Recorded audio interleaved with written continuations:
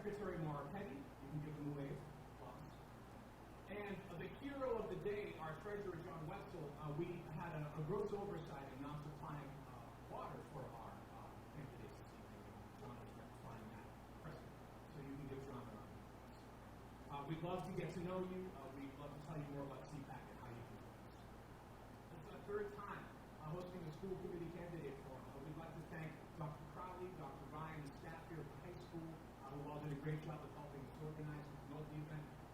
Very special thanks to Anthony Giglio and the team here at Woburn Public Media Center for live streaming and recording the event. Thanks, of course, to all candidates who were invited and to all of you to take part. And you're counting and you're saying, but I don't see them. The tent is on route. Cornwall let us know she's running a little late, so we throw that end of the table. So by the time she gets here, everybody else should have done their introductions by then and should be able to do hers. We'll see, won't we? Thanks a lot. So be mindful of everybody's time. We're going to be asking 5 questions this evening. For disclosure purposes, candidates were informed of the general topics of each question, but we're not given the questions ahead of time. Questions were sourced from the dozens of solicitations we received from the Woburn community over the last few weeks, and the topics reflect the concerns that were mentioned in this topic. Thanks again to everybody who took the time to reach out to us and share some responses. Each candidate will be given 2 minutes to introduce themselves to start the forum and to give some background. Then we'll move on to the 5 questions. For each of those, each candidate will be given 1 minute to answer. Again, we'll give you a warning light when there's 10 seconds remaining in your introduction and your question answer, and then full time to give the full light. We'll start each question to a different candidate as I explained. Of course, that the candidate in the first team, this is the answer first every time. So, with that, let's get underway with introductions. Mr. Fletcher. Good evening, everybody. Thank you to SEPAC, my fellow candidates, citizens watching in person and at home, Adam for moderating. My name is James Fletcher. I'm proud to be a lifelong Woburn resident, educator, and parent who cares deeply about the future of our schools and our community. At its heart, my campaign is about loyalty.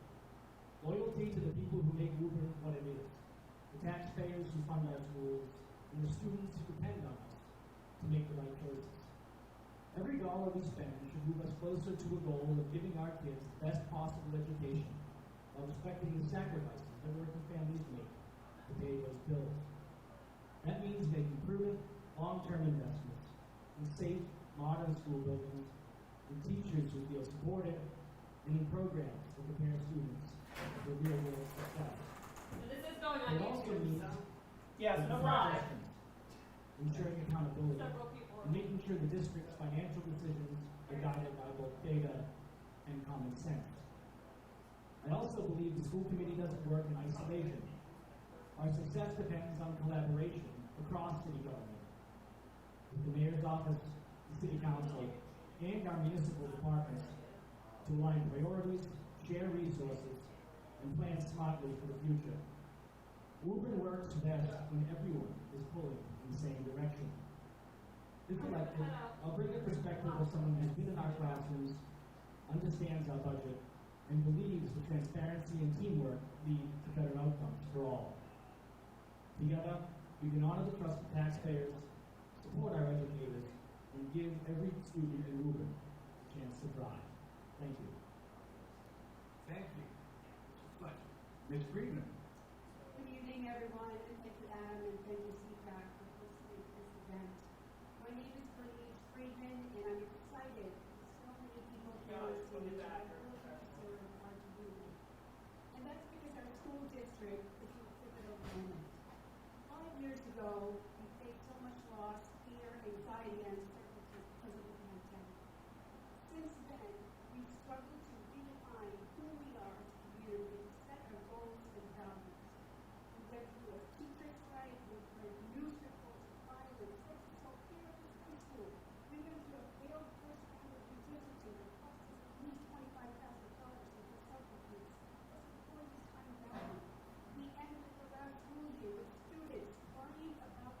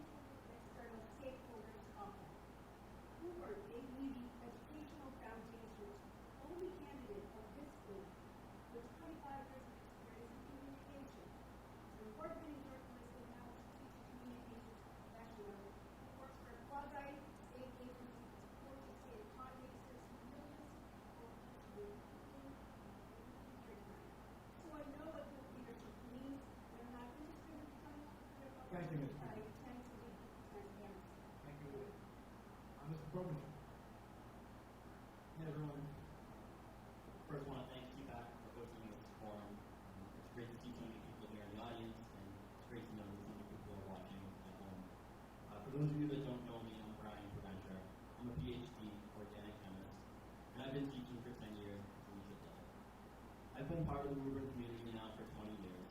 I have 2 kids in the school system. I've coached Woburn soccer. I've served on both the Kennedy and the Linsfield school councils. I am the treasurer of the Linsfield PTO. And most recently, I serve as the caregiver rep for the redistricting advisory committee.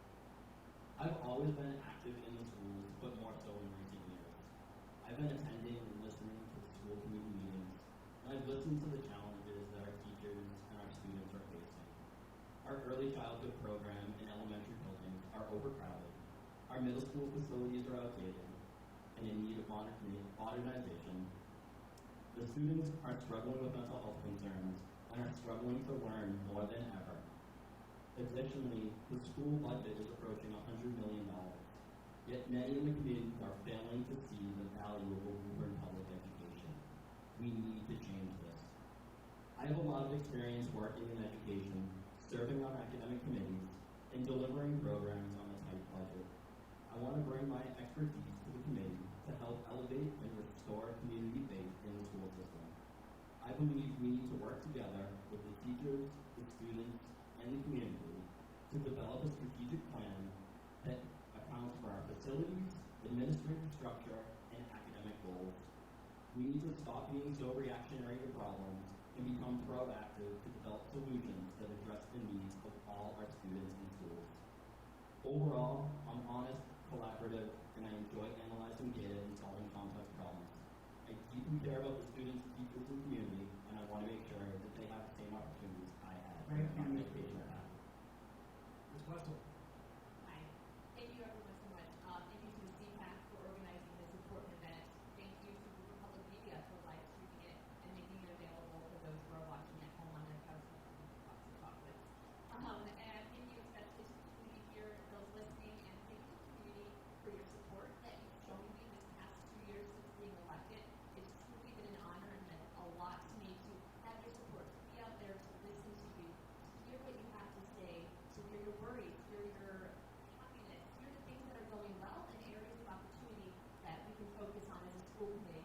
As a current school committee member serving in my first term, running for re-election now, some of the things that I think that have gone very, very well so in my term and things that I've helped get across the line were in my first year an LGBTQ resolution of affirmation for all of our students and staff inside of our buildings to make sure those students and staff members feel safe and confident in their homes and inside of their schools, and those families feel comfortable sending their kids to our schools. I think being safe and feeling welcomed and loved is one of the things that you need in order to walk into the doors of those to be able to learn and to feel comfortable. We've also passed and are working on our redistrict. We passed our redistrict took place this year, and we're now working on the phased redistricting, which I'm helping lead with our resource capital planning subcommittee, some of those sitting up here with me tonight. So thank you for your support, and thank you to the committee as well. I've learned a lot. I think I still have a lot to learn, but I've learned a lot from you, and that's from listening and being active in the community, being at events, being in office hours, knocking on doors, holding signs and waving. I actually was holding signs this afternoon and someone pulled over and got my contact information in a safe manner, of course. But it's just, and in terms of what I believe, education is a civil right. Everybody has access to a free and appropriate education. I think Woburn does a fabulous job at delivering on that, and I want to continue to support those families inside of our schools and our community, and thank you so much. I'm out of time. Thank you, Ms. Wetzel. Mr. Olivera. Good evening. I am Jose Olivera, and the reason I am running for school committee is because I am a public school educator who knows exactly that when a school committee makes a decision, how that directly impacts our students and also our educators. I also bring to the table 8 years of financial bank management experience. So this is very important. We're looking at a budget, trying to find ways to reallocate our resources to make sure that every dollar that we are spending on our, about $96.4 million budget, that it's being used efficiently, and that people feel that our schools are something that they can be proud of. We have so many things going right now in the Woburn Public Schools that we need to make sure that we take care of. Obviously, we have to address the need of our buildings. There are 4 that are in desperate need of repair. We're going to look and see that the school committee will be making decisions about this in the coming months. we need to make sure that we're working towards moving our students towards what's next, whatever that is. So if students are leaving Woburn Public Schools, they are prepared to go to college, to go to the military, to go into the workforce, to choose to take a gap year and decide what that is. We want to make sure that they are best positioned, and I do feel that I am the one person that could help bring a committee of 7 to move us forward. I would be remiss if I didn't take the time to thank Woburn SEPAC for hosting this event, my family for supporting me on everything that we've sacrificed from when I pulled papers all the way through November 4th, the residents that have allowed me to come into their house, sit on their couch, talk to them, offer me a place to use the restroom or get water when it was 97 degrees and I was knocking on doors, or when it was raining. Thank you. Thank you, Mr. Oliveira. Ms. Nagel. Good evening, everyone, and thank you again to SEPAC, not just for holding this event, but for your tireless advocacy day in and day out for our Woburn families. My name is Maria Teresa Nagel, and I am the mother of 2 young kids. My 5-year-old just started Linscott Elementary this year, and I have a 3-year-old, just turned 3 yesterday, who is in preschool. And as someone who is very new in our district, I have this firsthand experience of seeing what is working well in terms of communication with parents, where we can still work further to engage our parents, to keep our parents involved. But the reason why I'm running goes beyond my 2 kids. It's because I truly believe to my core that every child in Woburn deserves to learn, deserves to grow, and they deserve to thrive in an environment that values them and sees them and can support them for everything that they are. In my professional life, I lead the Office of Immigrant Affairs in the city of Somerville, and I've dedicated my career to equity and to truly bringing voices into decision-making, because I believe that those who are closest to the issues need to be the ones that help us craft the solutions. As a parent and public servant, I understand the importance of communication, of building relationships and being collaborative in those relationships, and truly understanding each other, listening. I say listening a lot, so if you want to play a game during this evening, that's the word that you should aim for. And tonight I want to listen to who I hope will be my fellow colleagues, and intend on continuing to listen to our Woburn community. Thank you. Thank you, Ms. Nagel. Ms. Oliver. Good evening, everyone. My name is Nora Oliver, and I'm a proud Woburn mom of 3 kids. I have one in high school, middle school, and elementary school. I'm a small business owner right here in Woburn, a certified life coach who has spent years helping children and families build confidence, emotional strength, and a love for learning. I've coached over 150 Woburn families through youth sports, and in that time, I've seen firsthand how every child learns and grows differently. Some need extra support, others need encouragement, but all of them need to feel and be seen and understood. I'm a single mother raising 3 children. I know what it's like to navigate the school system, advocating for resources and balance academics, emotional and behavioral needs. That's why I'm running for the school committee to ensure every child, including those with special needs, learning needs, has the right tools, teachers, and environment to thrive. I believe in communication, compassion, and collaboration, working together with parents, teachers, and SEPAC to build stronger support for all students. Our children deserve not just to learn, but to feel capable and confident in every single day. Thank you. Thank you, Ms. Oliver. Mr. Mulrennan. Thank you. Thank you very much, Adam. Thank you for having us this evening. Also want to thank Woburn Public Media for broadcasting this out to the citizens of Woburn. I'd also like to recognize in the audience this evening the Honorable Mayor Concannon. I know there's been mentions of the budgets recently, and I know the mayor was very supportive of his budget, as he was the first time. As a school committee member for the last 20 so years, I believe I bring some different aspect than some of the other candidates up here. When I first sat here many years ago, people were asking me why I wanted to come. I really didn't know, just like some of the new folks on the stage this evening. But I was willing to learn, and that was the answer to my question. I really don't know about school committee, but I'm willing to learn. What I've learned is just some of the comments that have been made tonight about transparency, collaboration, all the going on one day to the next to run a successful school system here in the city of Woburn, whether it's with the mayor, the city council, or the school board itself. Looking out in the audience, I see current members and some past members of the school board that I've had the privilege and pleasure to work with over the years. I think being together, as it's been stated here this evening, will get us where we want to be. Get our buildings upgraded, get our children in the right spot to be successful young adults in the upcoming successes of what they want to do in their life. They've got many, many options here.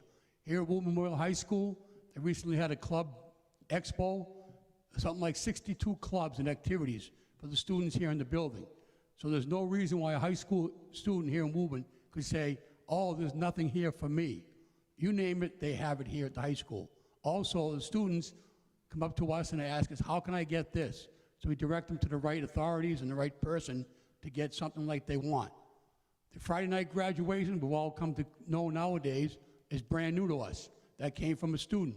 Students' voices are heard and should continue to be heard by our school board, our city council, and our mayor. Thank you again, Adam. Thank you, Mr. Mulrennan. Ms. Cormier. Thank you, 12. And thank you all for this opportunity to share a little about me, one of my favorite topics.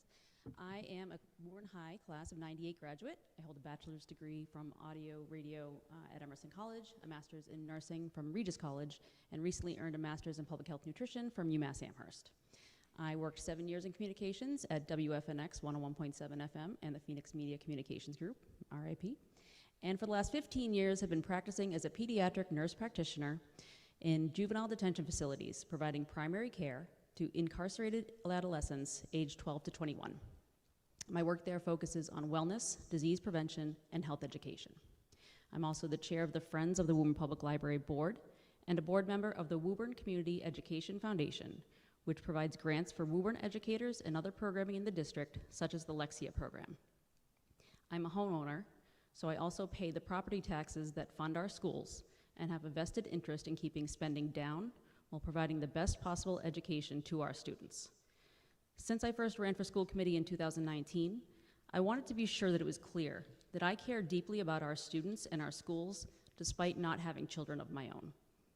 In my 6 years on this committee, I'm most proud of my role in reviving the Wellness Committee and looking forward to continuing that work.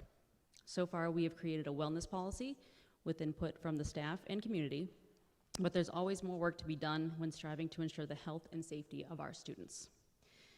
Establishing and reviewing district policy is one of the main responsibilities of any school committee, and I've done extensive work updating our policy manual to ensure that it's accurate.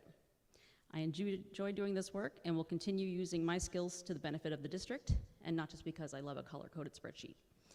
Thank you again for your time, and I ask that you cast one of your 5 votes for me on November 4th. Thank you, Ms. Cormier. Finally, Mr. Austin. Good evening, and thank you to the Woburn SEPAC for hosting tonight's forum and for your ongoing commitment to improving our schools for every student and family. My name is James E. Austin, and I currently serve on the Woburn School Committee and chair of the Community Relations Subcommittee. In 2022, my son and his friends was called the N-word, among other racist slurs, here at the high school.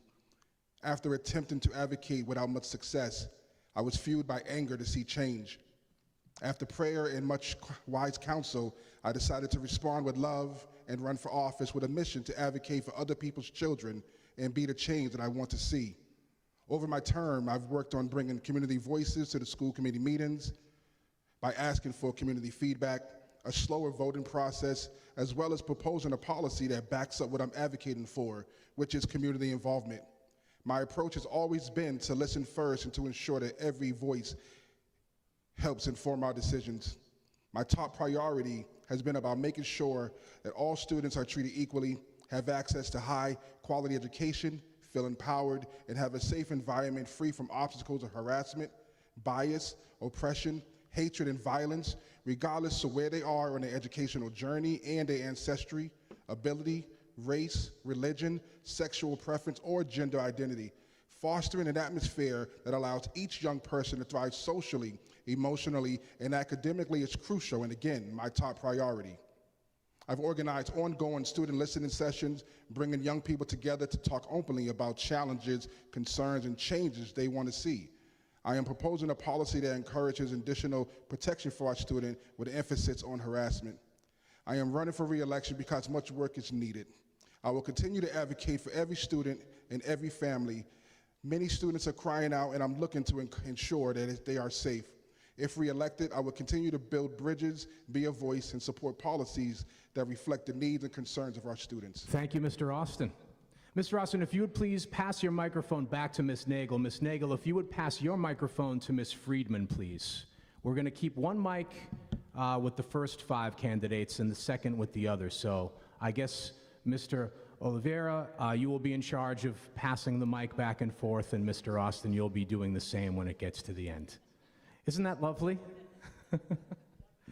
Thanks again to Woburn Public Media Center for supplying all of the sounds tonight and giving us the opportunity to host another one of these forums. I'd just like to pause briefly and say how lucky are we here in Woburn that we have 10 people that feel so passionately about education, that feel so passionately about the depth and breadth of our student body that they would want to run for and serve the community as school committee members. So let's give them an opportunity to answer a few questions that were posited by the community.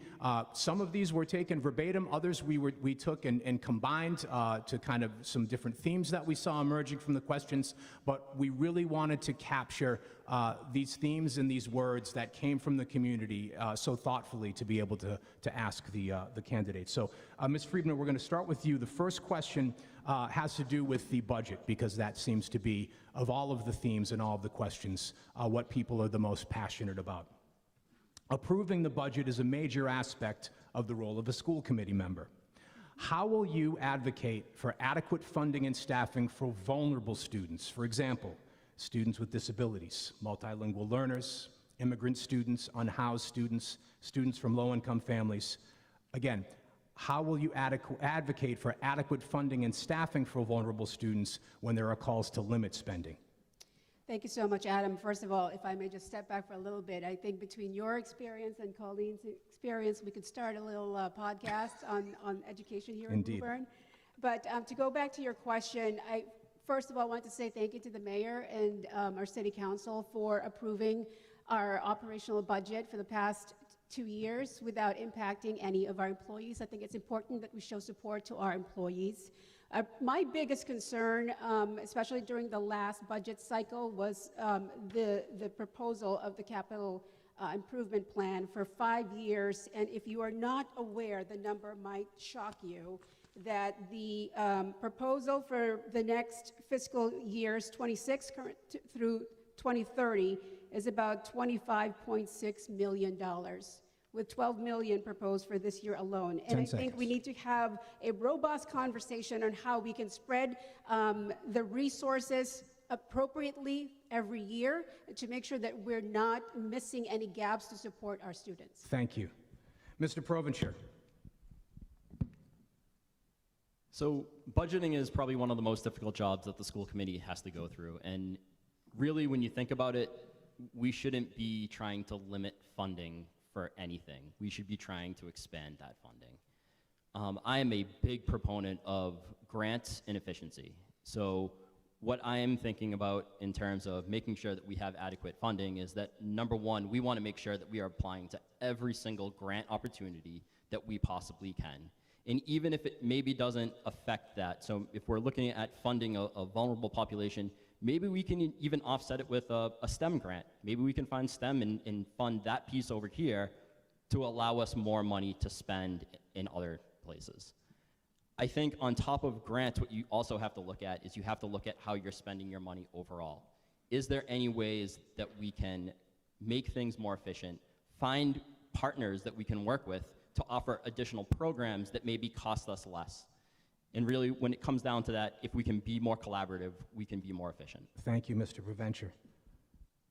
Ms. Wetzel, whenever you're ready. Okay. Great question, by the way, whoever asked that. So budget. I agree. It is definitely something that's extremely important. It's something people pay very close attention to, of course, as a taxpayer inside the city, because it directly pulls out of your pocket as well. But it's also something that's very important, something that the district needs in order to run effectively, especially for those vulnerable populations, kids in IEPs, in special education, kids that are multilingual, and how do we make sure we're securing appropriate funding? There's many ways we do that. Dr. Ryan is our Assistant Superintendent of Student Services. She works very closely with the mayor's office as well as with the state to make sure we're getting all of the funding that we have for the state, and there's also federal funding that a lot of these students fall under. But I agree too, to the point we need to apply for grants and reach out to state quasi-agencies. I'm working currently with Mass Technology Collaborative on securing more information in our STEM sources, in STEM. So I'm working with our STEM coordinator. So if we can secure funding in other areas, that does provide us more funding for special education and students with multilingual. Thank you, Ms. Wetzel. I'll repeat again. I'll try to get in the habit of doing this every 3 or so. Again, the question, how will you advocate for adequate funding and staffing for vulnerable students, students with disabilities, multilingual learners, immigrant students, unhoused students, students from low-income families when there are calls to limit spending? Mr. Oliveira. So I do want to be clear, money doesn't always fix issues that we have. However, having money in the appropriate place does help us kind of get to the point of what we need to do for our students, especially our most vulnerable populations. We need to find ways to bring new revenue streams within into the city. If we're applying for grants, these are going to be additional funds that come in that are zero impact to a taxpayer because they're not paying anything. There would be no required tax increase based off of that. So focusing on any additional ways that we can offset this. I do know when we look at, for example, the circuit breaker credit, we're just about under $5.2 million that we will receive, which includes a carryover from prior year. And this offsets our special education funding. I'd like to see us look at bringing some of our out-of-district students back into the district, because as I've spoken with families, they feel disconnected with the district when their students are out, and this could potentially save money for the city. Thank you. Ms. Nagel. So first and foremost, it's important to note that we can and should be both fiscally responsible and student-centered in the way that we invest our money.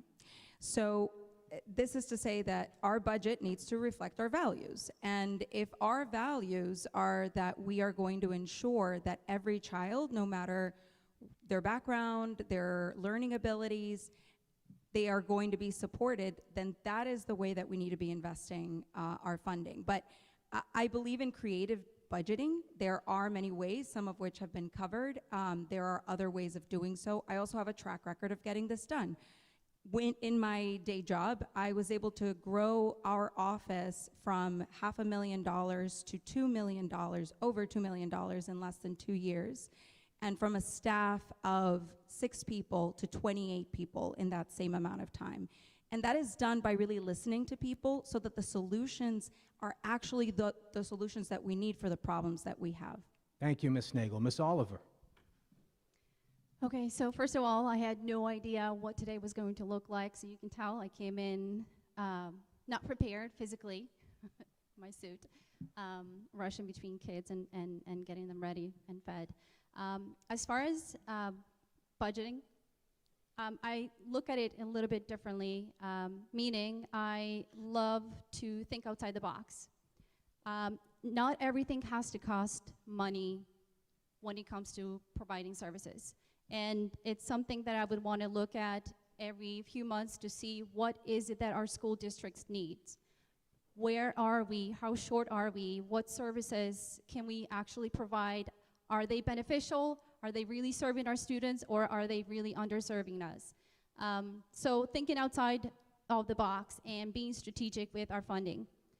What can we do? Is there anyone that we could partner with that could provide services to us, and then we can do the same for them?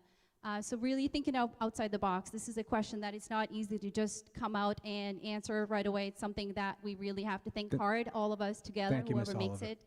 Mr. Mulrain, and I'll repeat once more, if I could find my question. How will you advocate for adequate funding and staffing for vulnerable students when there are calls to limit spending? Well, I think, Adam, if I could, I'd just have the mayor check his drawer at City Hall. There's bag of money somewhere in that desk, I'm sure, Mr. Mayor. I think the budget question, Adam, to answer it in 2 minutes is going to be very, very difficult. As I stated earlier, that when I came here, I wanted to learn. Back then, the budgets were kind of scattered. But now, we streamlined the budget. We don't get a chance to do it as early as we'd like.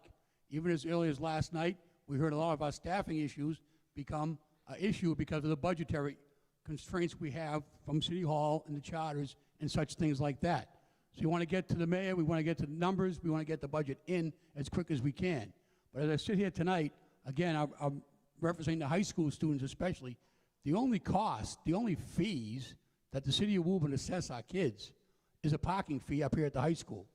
And I think that's one thing that I've never advocated for, and to this day, I'll never advocate for fees of any sort, whether it's busing, band, music, art, sports. I'm just against that kind of Thank fee. you, Mr. Moreno. Thank you. Ms. Cormier. Thank you. We have a moral and ethical obligation to all students, and thankfully our most vulnerable students have legally mandated services in place. Building in-district programming can help defray the cost of out-of-district placements when possible. As we know, some students need specialized placements in out-of-district learning environments that we are not equipped to provide. Chapter 70 really helps to defray the costs, but while grant funding is great, we can't rely on these transient funds, especially for positions in the budget. So it's really about mindfully building a sustainable budget as the best way to appropriately educate all of the students. Thank you. Mr. Austin. I believe the best way to serve is to listen to those we are in service to. Listening to families who are in need, encouraging community voices. I served in the nonprofit sector for over 20 years, so I know how challenging it can be to not have funding, appropriate funding for your program. So being creative, looking outside the box, looking into other districts, see what they are doing that's successful. Why reinvent the wheel when someone else is doing something that's excellent, and just implement what they're doing and bringing it to the district.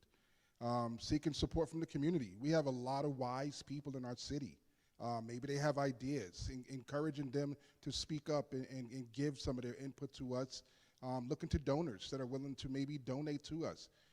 Those are some ways that we can start looking to provide funding for our students. Thank you, Mr. Austin, and I'll read the question one last time, more for the folks at home following along, just because I think it helps them to reset.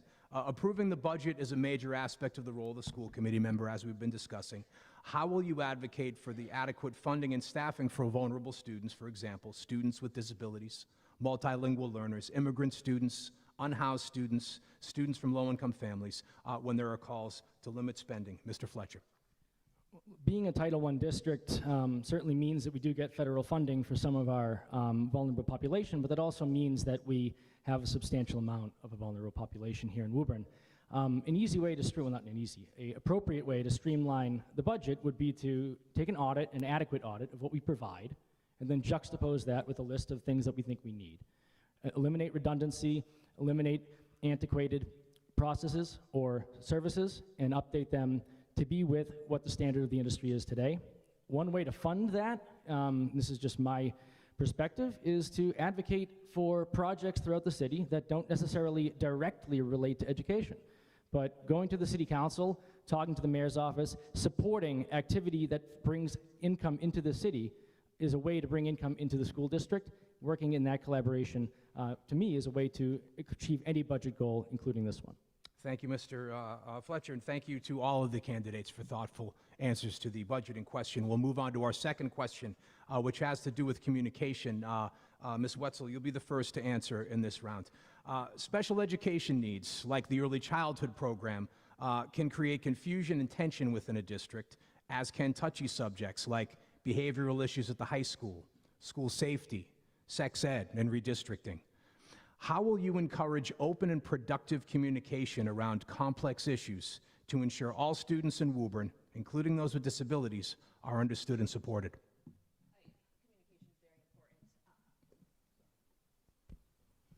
Are we on? There you go.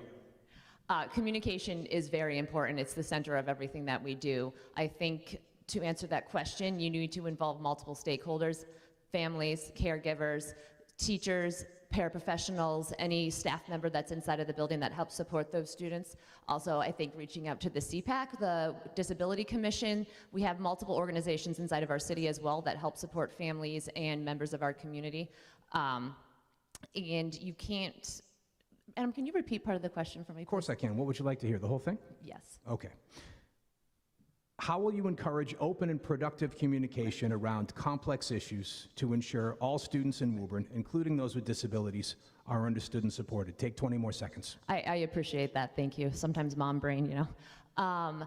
So I think having those groups of people come together, have listening sessions, hold office hours, have like what we're doing on Monday for the fire station, get a community meeting together and hear and listen to people, find out ways that we can work together to make sure we can come up with a solution that works for everybody, not just one person. And I understand these issues can be difficult to talk about, but it's very important that we do.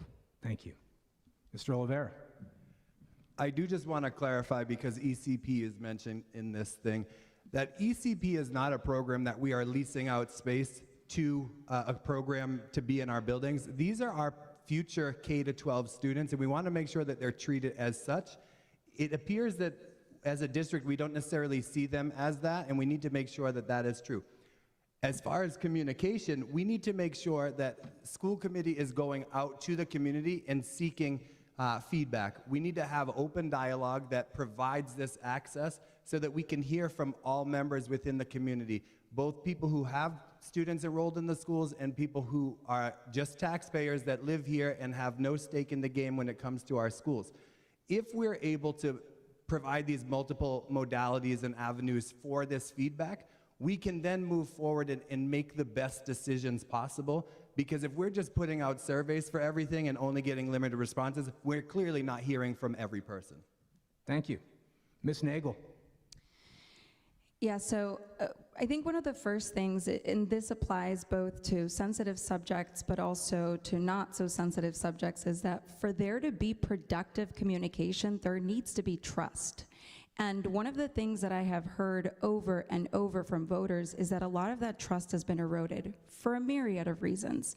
But first we need to find out what are those reasons, how do we reestablish trust and become a trusted source of information, and then we can have productive conversations and productive communication around issues that are sensitive in particular, because if there's already a sense that we disagree on an issue and you're looking at me in a way that's adversarial, it's going to be really difficult for us to actually get a conversation going. So that's the way I would encourage communication. It's first trust building, relationship building, and then truly opening up communication channels that are two-way. Thank you. Ms. Oliver, I'll reset the question for you and the candidates who've yet to answer. How will you encourage open and productive communication around complex issues to ensure all students in Woburn, including those with disabilities, are understood and supported? First of all, I think Woburn does a great job at communicating with everyone. What I would do a little bit more of is maybe surveys to get an idea of what is it that we need to be more clear on as a whole. What is it that we need to do more? And I think the survey itself, I know we've sent them out before and we don't get a great turnaround, but I think if we somehow find a way to, like I was thinking earlier today, if we send out a survey and then we had our each classroom where the parents have to submit a survey and then they get a pajama day or something, I think maybe that will motivate the parents to submit the surveys, because the survey is really meant to help us. I think we have bigger issues really going on that we need to focus on than communication, because I think we do a really great job. And if that is not believed so, I think parents should go ahead and, or caregivers go ahead and speak up and let us know. Thank you. Mr. Mulrennan. Thank you very much. Thank you for that question. The communications, I believe, has very much improved over the years. Now, we've got subcommittees. My subcommittee, other subcommittee members allow public comment at the subcommittee, which will be entered into the minutes and followed up at a future school committee meeting. School committee meeting, we offer an opportunity for the public to come and give public comment, which we take into consideration, address it, and direct it to the right agencies to get their issues, concerns addressed. Also here in the city, I know the mayor's office has an office over at Cummings Park, available to anybody that has anything or needs something. Here in the school department, we have an organization, the FACE Group. I remember when they needed, someone just needed toys or gifts. There they were right there giving it out to the community, to the families that needed them.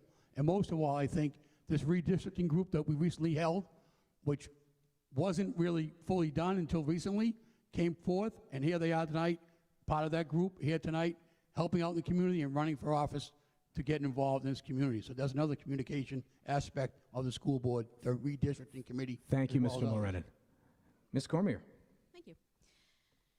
So, one of the mayor's favorite words, collaboration. Number one, bringing voices forward that can educate the community on these issues. We at the table at the school committee are not always the ones that have the most, you know, obviously the administration has a lot of experience, but I can't speak to, you know, school safety as well as, you know, somebody that one of our consultants can. So bringing these folks forward so that everybody has an idea of what the best practice is. For instance, the ECP staff came to a school committee meeting to advocate for our tiny tanners not long ago. Principal Quayle outlined his approach to issues in the high school. We had the caregiver advisory and various public meetings to navigate redistricting. Sex ed, my favorite topic. We will be discussing that within the wellness committee with staff and community, and also, of course, integrating students with special needs in that topic as well. Thank you, Ms. Cormier. I'll reset the question once again. Special education needs like the early childhood program can create confusion and tension within the district, as can touchy subjects like behavioral issues at the high school, school safety, sex ed, redistricting.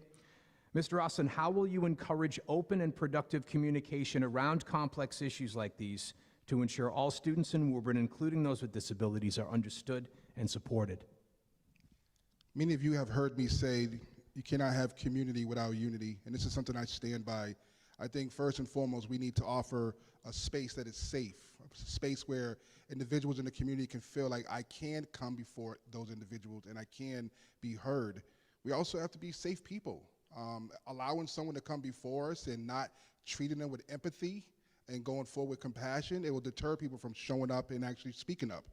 I said it before, the best way to serve is to listen to those we are in service to.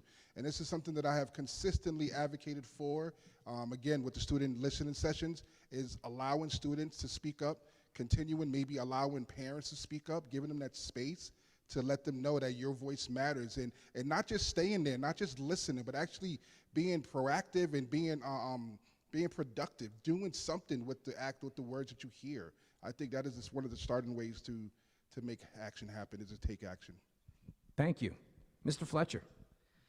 When it comes to situations or students in that vulnerable population who may or may not feel as they are represented, a good way to improve communication in that aspect is not to politicize any of the issues that may or may not be dealt with when looking at those particular ideas or areas of education.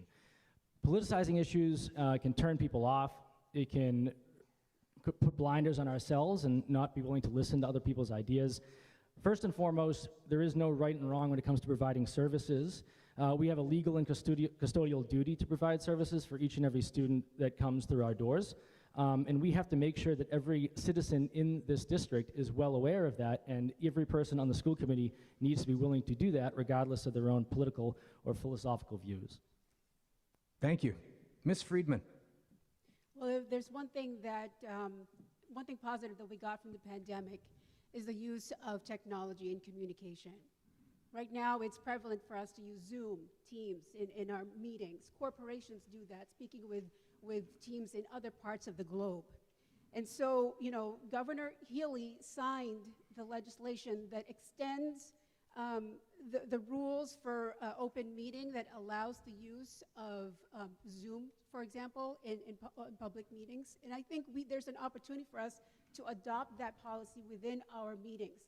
Right now, we have subcommittee meetings that are scheduled in different times throughout the day that may not be accessible and easy for any parent, let alone like student who is in a classroom, to attend. And so if we can make available these meetings via technology, while we're also offering the same thing to some of our current school committee members who are attending these meetings remotely. I think that's one starting ground that we should work on. Thank you very much, Ms. Friedman. Translators. We need to have translators. Thank you. We'll wrap up with Mr. Provencher. Again, how will you encourage open and productive communication around complex issues to ensure all students in Woburn, including those with disabilities, are understood and supported?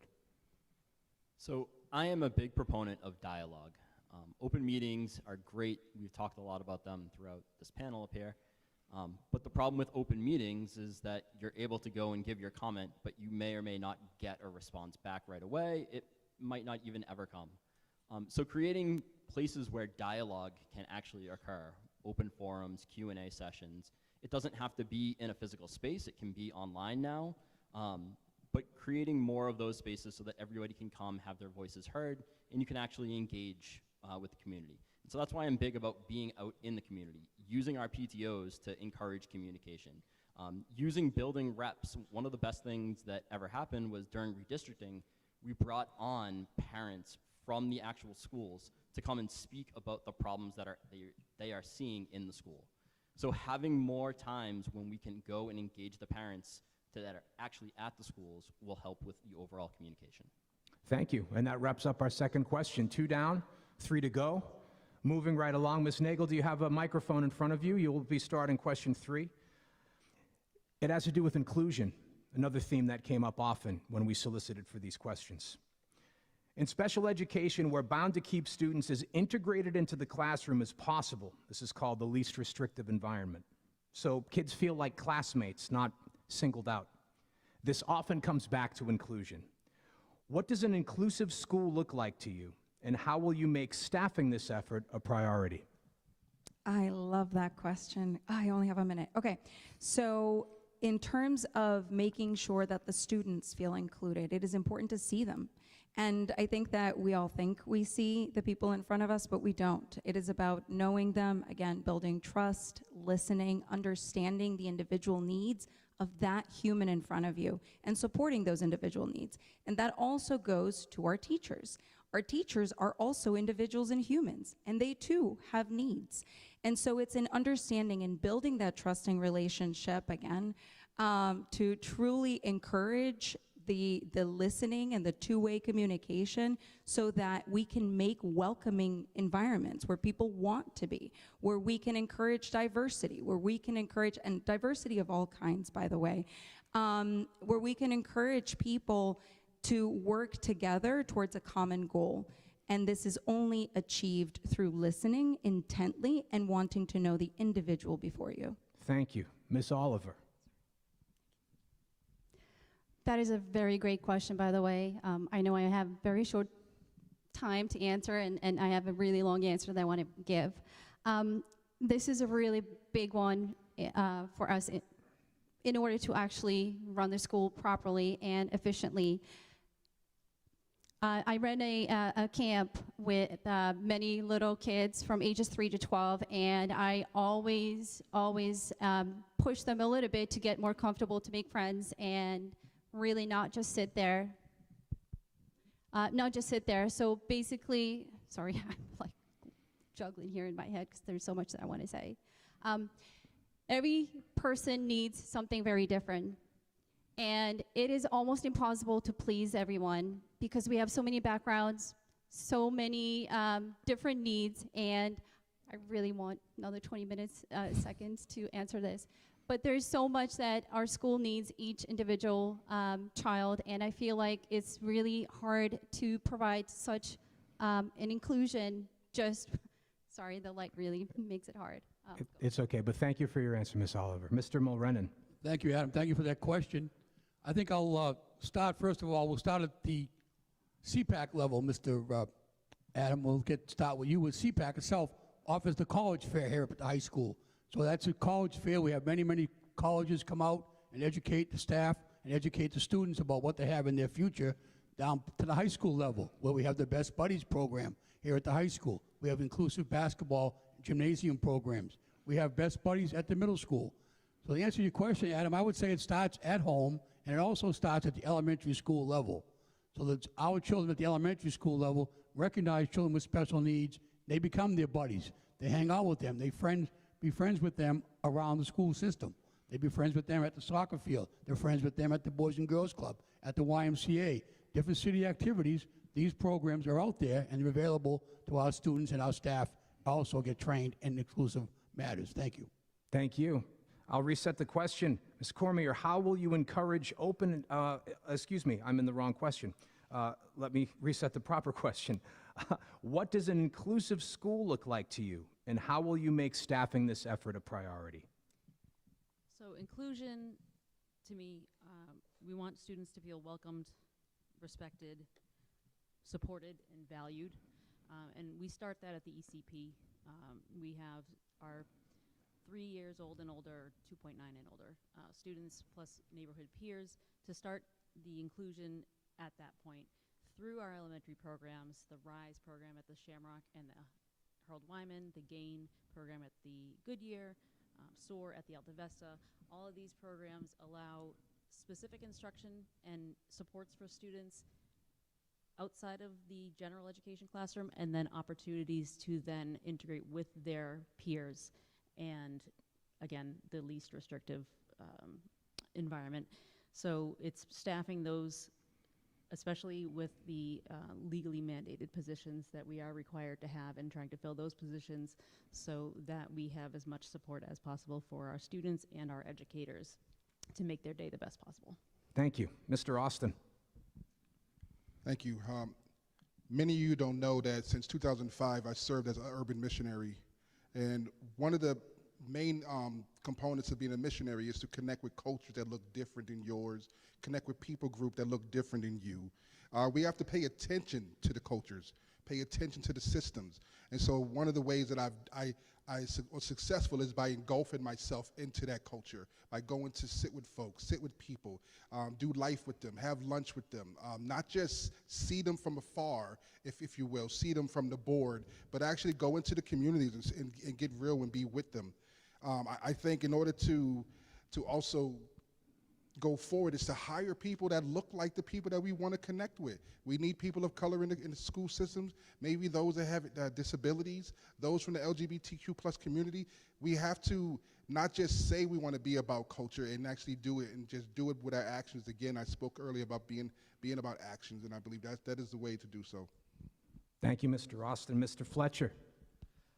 Thank you. What my idea of inclusion and what my vision for inclusion looks like is simply what my experience teaching in Woburn looked like. When I taught at the Joyce Middle School, I was a special area teacher. I taught computer science, and then I taught business, and I had the good fortune of teaching every single student in the Joyce Middle School, regardless of their special ed program, general ed, or whatever. That was fantastic. That's not always the case for core subjects or for core teachers. They don't get that privilege of teaching every student. That aspect, those classrooms, adequately staffed with paraprofessionals, are where communities can develop, where students are able to meet one another and interact with folks who aren't like them. That is the essence of community, and that is an experience that I had seen and I'd like to see more of, especially in this district, because I think that it works really well. Thank you. I'll reset the question again, Ms. Friedman, before you have a chance to answer it. In special education, we're bound to keep students as integrated into the classroom as we possibly can. Again, it's called least restrictive environment. So those children feel like classmates, not that they've been singled out. Again, this often comes back to the concept of inclusion, which is the theme of this question. What does an inclusive school look like to you, and how will you make staffing this a priority? Well, I want to give SEPAC credit for my response to this question, because during your last meeting, I really listened about your brainstorming session on how can we make the Woburn Parade inclusive. And, a lot of the parents talked about, how can we create space for students with mobility issues? How can we create a space for students with noise sensitivity issues? And so I think we need to bring that type of dialogue within our schools, have that type of brainstorming session, and think of our schools in a different way. Put yourselves in the shoes of these students who have these issues that they face. And also perhaps there's an opportunity to work with their PTO so that a lot of our events and activities that we're doing by the PTO also have that lens of inclusivity. And another thing is we also have to be mindful about hiring teachers that reflect our student population.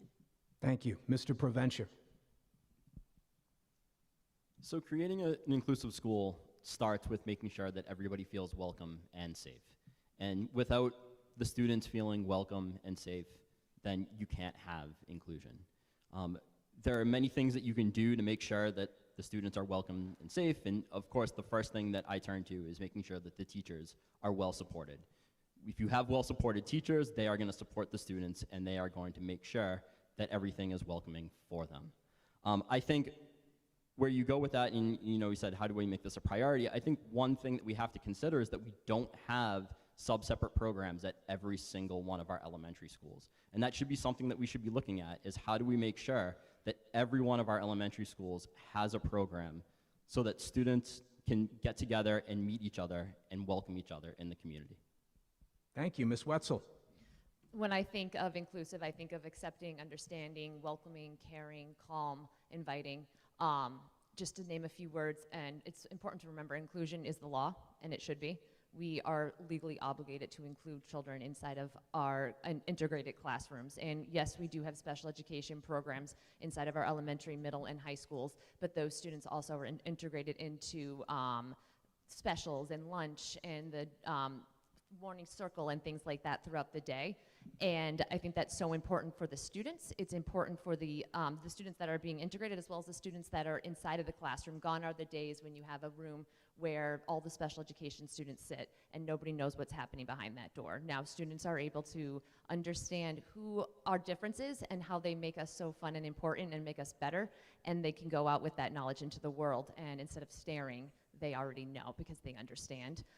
So I think it's a great question. It's something that I think Woburn does well, and there's always room for improvement, and I appreciate the SEPAC's efforts and the families in that. One last time, our inclusion question: what does an inclusive school look like to you, and how will you make staffing this effort a priority? Mr. Oliveira. So I think when we think about inclusive schools, we need to think about really looking at a school and knowing that there's nothing special that now has to be done to that school, because each program has exactly what it needs to be inclusive. For example, if a student has issues with fine motor skills and they need a space to develop those skills, we need to make sure that that space is in all of our schools. We need to make sure that for some of our special ed programs, when they need to get outside, for example, for playtime outside, we need to make it so it's an accessible place and it's easy for these students to get outside of the school, so they're not going through leaps and bounds just to get out to do this physical activity. We need to make sure that we have co-taught classes at all grade levels. I know we have some in Woburn now, but we need to have a full co-taught classroom, because that would keep more of the students in classrooms if we have a special educator paired with a general educator to make sure that this happens. Thank you. Thank you all. We'll move on to the next question. Second to last question, if I can be fancy with my vocab, the penultimate question of the SEPAC School Committee Forum for 2025. And it dovetails nicely with our inclusion question, so for those of you who were in that headspace for that last question, perhaps you'll get to come back to that a little bit with this question, which has to do with diversity. Make sure Mr. Mulrennan has a microphone in front of him, as he'll be starting the conversation this time. Woburn's administration is 97% white. 40% of Woburn students are not white. Recruiting and retaining diverse leadership across the district, on the school committee, in the administration, and the classroom, remains an area for growth in Woburn. Mr. Mulrennan, how will you keep this a primary concern? Another great question, Adam. I'm not sure who would have submitted that, but we've worked for this over the years, and I think it's difficult at best. We want to get the best people in front of our students, qualified individuals on our staff. Now, do they want people that look like them? Yes, we do. Are they a priority? Yes, they may be. Are they qualified? If they aren't, they're out of the mix. But I think the idea is to get the right persons in front of the students as best we can. Again, we hear about inclusion all the time. Oftentimes, it's not the best way to do it. We need to get the right person in front of that individual classroom. Perhaps we have heard over the years of boundaries that individuals may have getting to the city of Woburn. Again, it's not an easy town to get to, an easy city to come to. If we could fix that, we could maybe get some more inner city staff to our facilities. Thank you. Thank you, Mr. Mulrennan. Ms. Cormier. Thank you. Since Judy O'Neill was introduced as the HR director when I was elected, and then still now with Tony Wyman, our current HR director for the district, Woburn, actually this came up last night, the superintendent mentioned at our meeting how we are a part of the Mass Partnership for Diversity in Education, where they have job fairs and other events that can be attended by potential employees and employers to get together specifically looking for diversity. There are many different types of diversity that we strive to look for in the Woburn Public Schools. You're always limited by the salaries or the timing of the posting of the jobs. Some people prefer to go to other districts in the area that are paying more, and unfortunately that can be a barrier for us. But it is always a part of the conversation and something that we do strive for. Thank you. Thank you. Mr. Austin. Do you mind repeating the question, please? Not at all. So we're talking about recruiting and retaining diverse leadership across Woburn Public Schools, Mr. Austin. That remains an area of growth, and we're asking how will you work to keep this a primary concern? Well, this is actually something that I have been currently doing as a member of the NAACP Mystic Valley area branch, and we're in partnership with the Mass Partnership for Diversity Education, having conversations, seeking to go out to organizations that actually look to partner with schools such as ours. That was probably one of the best ways, is to not stay in the bubble, or should I say stay in the city, but actually go outside the city. Go to schools such as Middlesex, maybe Bunker Hill Community College, and connect with those individuals. Maybe set up partnerships with HBCUs to entice individuals to come here. Working with the current students in the city to entice them to become educators. Another thing is to actually have an environment in the school that's actually supportive of people of color.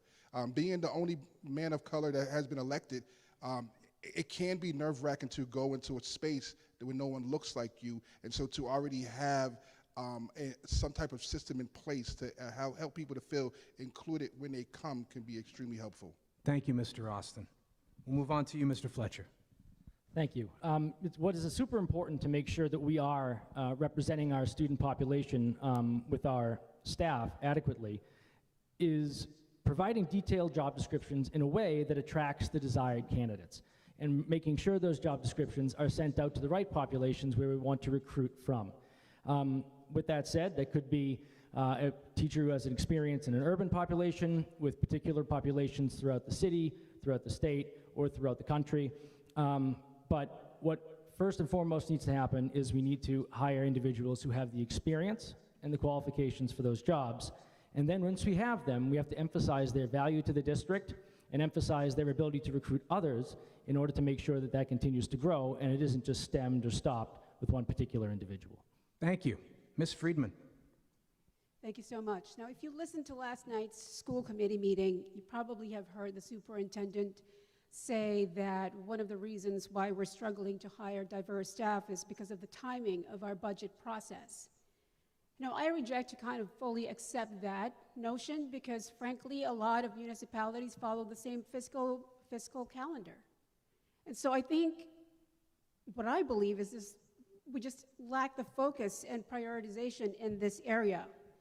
You know, I recently learned that the Massachusetts Association of School Superintendents actually offers free trainings and support to school districts that want to work on this. And so I think we need to look at those resources that are being provided by the Massachusetts Association of School Superintendents to see where we can apply their resources and their ideas into our district.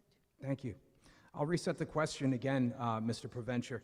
We're talking about recruiting and retaining diverse leadership across Woburn Public Schools. How will you work to keep this as a primary concern? So I want to continue what Ms. Friedman was just talking about. This came up last night, and one of the things that frustrates me about hearing about the budgeting process and the way that we do things is that maybe we then need to think about our process in total. Maybe we need to look at how we are hiring. Everything from creating a hiring manual to figuring out, do we want to post jobs outside of Massachusetts? Do we want to make national postings? Now, of course, we want to make sure that our educators are licensed in Massachusetts and that they are qualified. But again, expanding out to either neighboring states or even the entire country might help us increase our pool. But then the other part to that is once we get teachers and educators here, we need to create a supportive environment that helps them grow. We need to find professional development that makes them want to stay. And if we can keep teachers and retain teachers, more teachers will want to come. Thank you. Thank you. Ms. Wetzel. So this timing of this question is perfect. As mentioned already, this came up at the school committee meeting yesterday, and it stemmed really from public comment, both through email and then public comment from office hours that I held a few weeks back, as well as, if you recall, the last school committee meeting of the school year in June, where we heard students also speak on this issue very passionately, in fact. So I think it's very important, and it's something that the district is looking at. I actually had a conversation with Dr. Crowley after the meeting about some ideas that he and I both had. One of the things being he's a member of the Middlesex Superintendent League, and he intends to bring that question forward with them to see if there's any best practices and things that districts are doing now that we might be able to either replicate or do something similar here in Woburn. And like everybody said, kids need to see kids and role models like them inside of leadership roles inside of the schools. It's very important. There's plenty of research on that, so it's extremely important that we look more into this. And to note, the NAACP will actually be holding a community meeting in November for families and anyone in the Woburn to attend to speak more deeply on this issue. Thank you. Mr. Oliveira. So I think one of the important things is we constantly hear we want the best people in front of us, in front of our students, and I completely agree. But we can also have the best people in front of us that also meet many of the needs of our students. That requires us to go out and do it differently. If we're just putting postings out for school spring, for example, we're only going to get the people that are willing to apply, that may not have a job currently or are leaving a job for whatever reason it is. So we need to think outside the box. As somebody who has had to hire, interview, fire many people in my previous life, there are ways that we can achieve this Venn diagram of getting the highly qualified and diverse people. As Brian had mentioned, we do need to retain our quality educators that we have here. We need to create some sort of succession plan to make sure that we are developing and promoting our paraprofessionals to become teachers, our teachers to become special education teachers, and so on and so forth, and look at that process. Thank you. Before I let you answer, Ms. Nagel, and you finish up, Ms. Oliver, I'd like to repeat the full question one last time for the audience and for those viewing at home.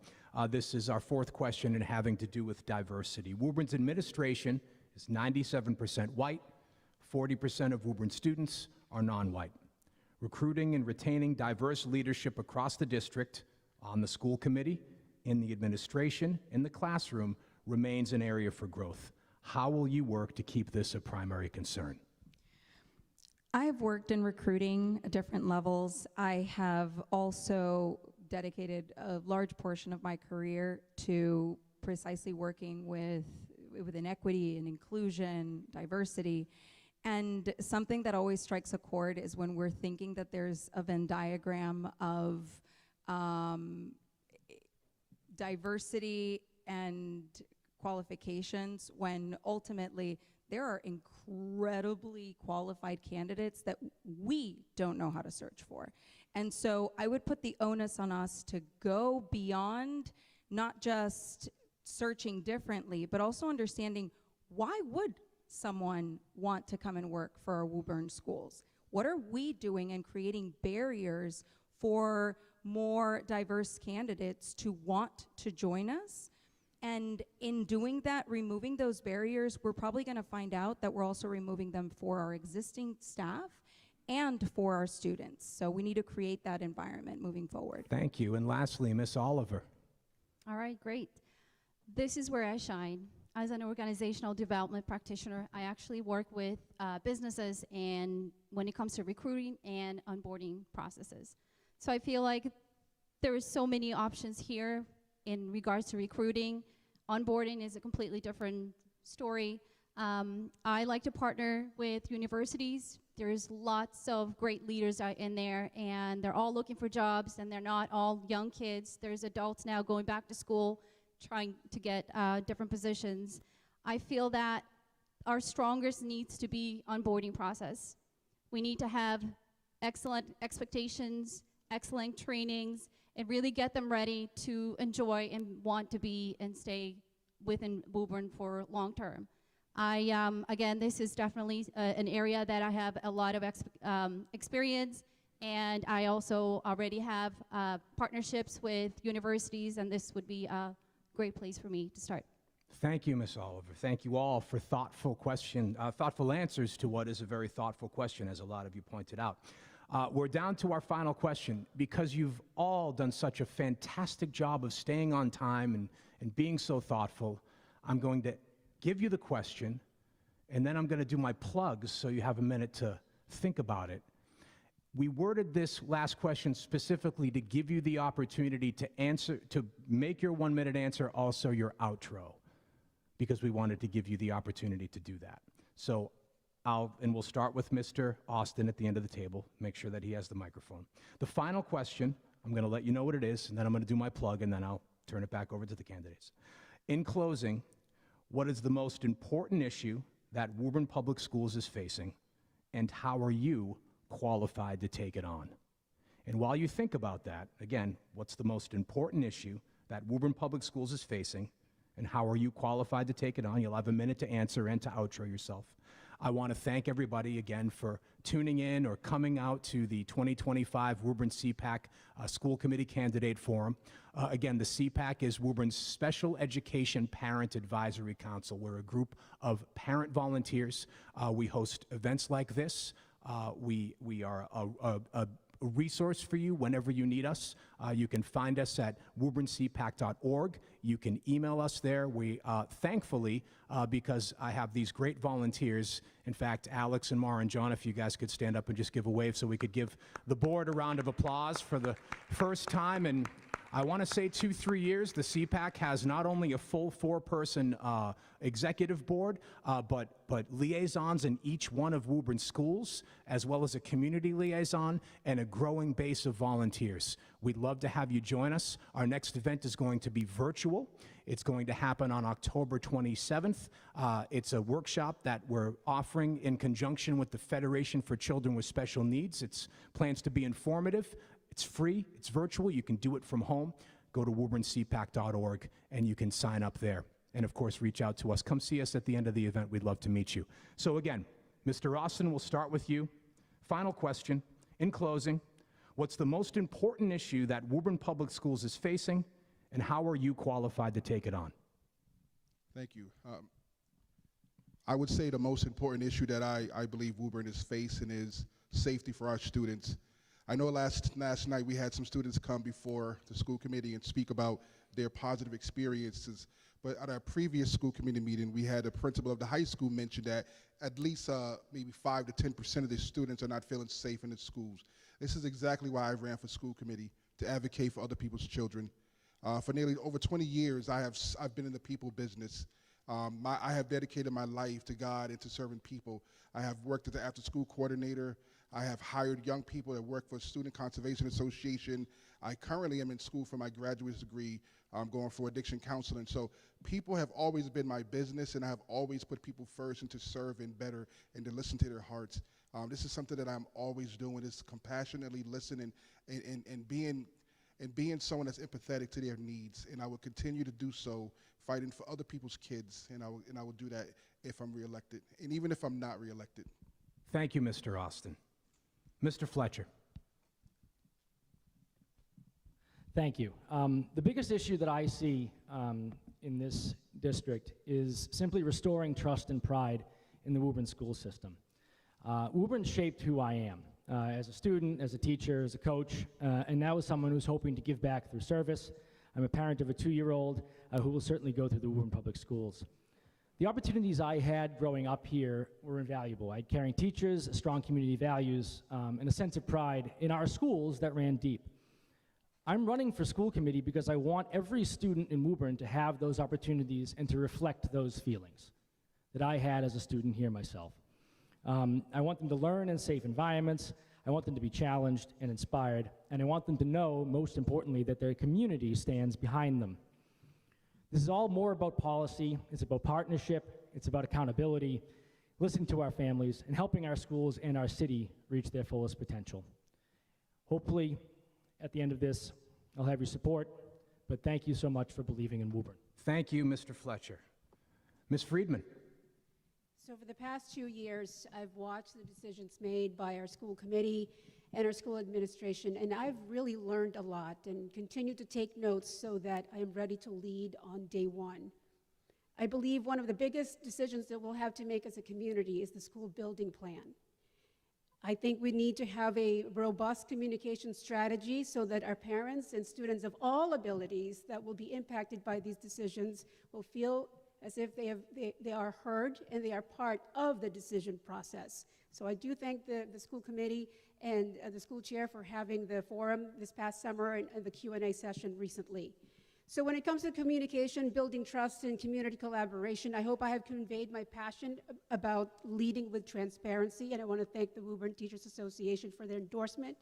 I'm also the only candidate on this stage that have been endorsed by 4 city councilors at large, and I want to thank Councilor Bob Perfulo, Bill Papalardo, Lou DeMambro, and Chuck Viola. And as I continue to go door to door and hold signs throughout the city in the next few weeks, I hope to earn your trust and vote. Mr. Provencher, what is the most important issue that Woburn Public Schools is facing, and how are you qualified to take it on? So I think the most important issue is restoring trust and the sense of Tanner pride. I've talked to so many people out there that just have lost faith in the Woburn Public School system. And pretty much everybody I talk to talks about how they want to get their kids out and they want to go do something different. We really need to hit the community and talk to them about what's happening in our schools. Show them all the good that we are doing, and then bring them in on all the other conversations that we're starting to have. The building project is going to be one of the biggest conversations that we need to have over the next year. Not only do we need to figure out what we're gonna build, but we need to figure out how we're gonna fund it as a community. So we need to be able to come together as a community and prioritize certain things and listen to one another so that we can all understand where we're coming from and we can all get behind the same concept. I am definitely qualified in doing this. I listen to students all the time. Sorry, I saw the light flicker and now I've lost my train of thought. But I love budgeting. I love looking at grants. I'm a numbers guy. I went through and I was actually one of the people that wrote the redistricting plan that we have. Mr. Provencher. Thank you. I know a minute's not a long time. Ms. Wetzel. So I think one thing is, it's hard to say what that one thing is because so many things are interrelated. Initially, I thought buildings, right, because that's something that's very much been the focus of this past few years and will continue to be the focus, but that's also interrelated with the redistrict, which is also very important. So those two things initially jumped to mind, but then I also thought about those students that we heard in June who came to our meeting who want to feel safe and welcome inside of our buildings. And we heard students again yesterday who said things are getting better. So if I had to choose one thing, I want to make sure things are continuing to get better. I want kids to be able to walk in the door and feel safe and comfortable and confident and able to learn. I want kids in those seats. I don't want to have attendance issues at the high school, and I want people to have fun and enjoy being at school. Joy is in our mission statement inside of Woburn Public Schools. I think that's something that we do very well, and I would like to continue to do that. And I am a joyful person. I'm happy. I hope I got a little bit that across from you here tonight. You can find me on my website, jessiewetzel, WETZEL.com. That has links to my social pages as well. I'll be here tonight for anyone here in person, and I'm always happy to meet, coffee or otherwise. Thank you. Thank you, Ms. Wetzel. Mr. Oliveira. There are a lot of things that are going on for sure, but the biggest thing I would think we need to focus on as a community is the fact that we need to change how we view a Woburn public education, because there are a lot of people that view it as not up to standard of maybe when they came to school here, and we need to make sure that we do build that trust with our community. We can't have 21st century results on a 20th century mindset. So we need to make sure that we are propelling into the future and doing things. AI is here. We need to figure out how we can successfully utilize that in our classroom so that students use it outside of the classroom and in the regular world. While I wasn't born here and raised in Woburn, my wife and I, we made a conscious decision to raise our family here and our 2 children to go through the Woburn Public Schools. So I just want to ask for your vote humbly on November 4th to be a member of the school committee, because I will come out and I will talk to each and every one of you over the time, for sure. Thank you, Mr. Oliveira. Ms. Nagel, what is the most important issue that Woburn Public Schools is facing, and how are you qualified to take it on? I think we can call it different things. We can call it trust, we can call it pain, we can call it anger, but ultimately what it is going to take is for us to come together, to listen to one another, to not be in these adversarial relationships that we find ourselves in right now, between the different bodies in government, between residents who have felt like they have not been heard. But ultimately, I think that I'm uniquely qualified because I have a track record of doing just this. I run the Office of Immigrant Affairs. I don't know if anyone here needs to hear what's happening in terms of immigrant affairs in our country, but it is fraught.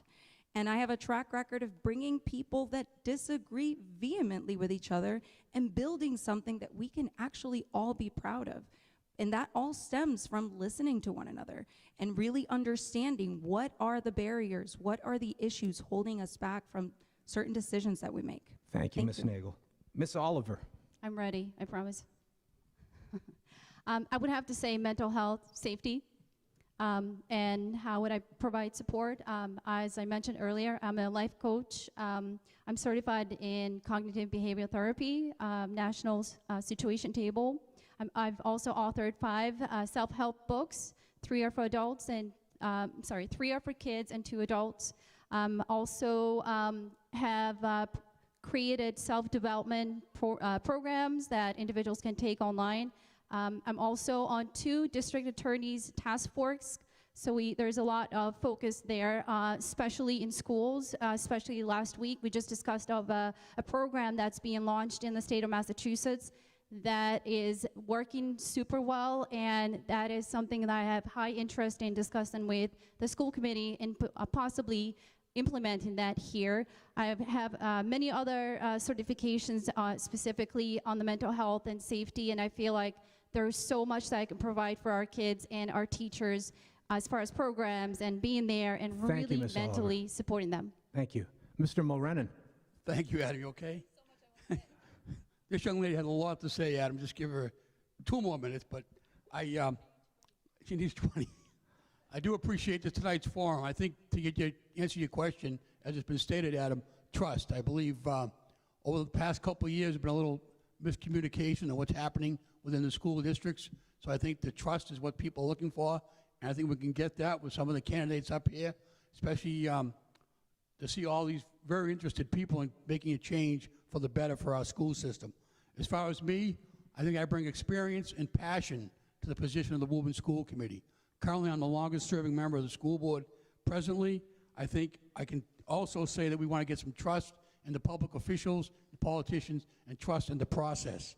I've been told that I'm very positive and very present in what the students are doing here in the school district by being at lots and lots of events, which my time allows me to do that.